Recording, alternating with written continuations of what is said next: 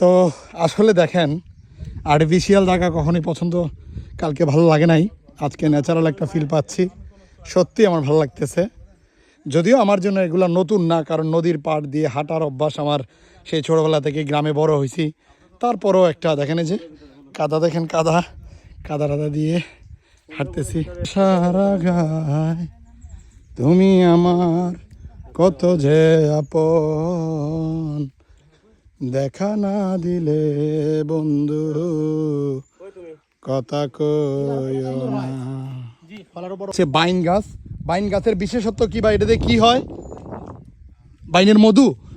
ও আচ্ছা আচ্ছা, এটা হচ্ছে বাইন গাছ। সুপ্রিয় দর্শক, এই বাইন গাছ থেকে মধু হয় এবং এই মধু থেকেই মূলত মৌমাছিরা মধু সংগ্রহ করে, আর যার ফলে হচ্ছে সুন্দরবনের মধু খুবই টেস্ট, সুস্বাদু, আমরা খাওয়ার জন্য পাগল হই। এই সেই অপরাধী বাইন গাছ।